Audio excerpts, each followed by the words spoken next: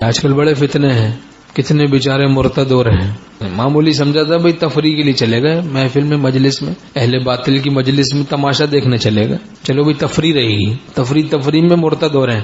تفریح میں شادی بیاہ میں چلے گئے، تفریح رہے گی، وہاں جناب اللہ گلا ہو رہا ہے، مکس گیدرنگ ہے، آنکھ لڑ گئی، دل لگ گیا، عشق ہو گیا.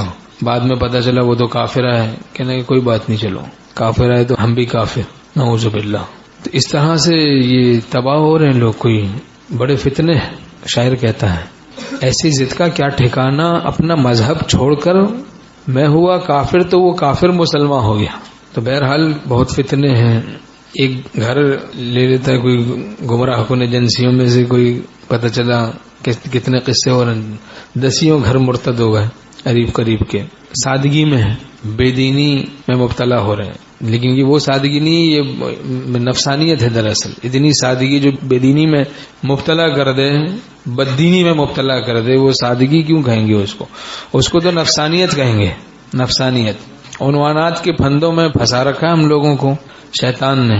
کہیں پردے کی تعلیم کی جائے، کہتے ہیں بھائی اتنی سختی نہیں ہے، اتنا نہیں ہوتا.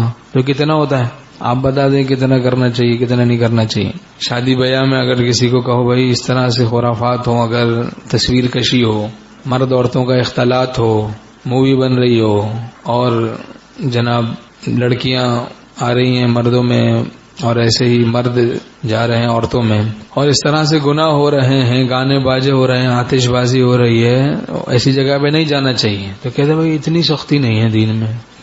واہ بھائی، اب اس کا کیا جواب دیں. ایک صاحب نے پوچھا مجھے سیپریشن ہے ایک جگہ، میں چلا جاؤں دعوت میں؟ میں نے کہا اچھا. کہنا بالکل سیپریشن ہے، مردوں کا الگ ہے سلسلہ، عورتوں کا الگ ہے، سیپریشن ہے، پردہ ہے. میں نے کہا دعوت کس چیز کی؟ کہہ رہے ہیں سالگرہ کی دعوت ہے.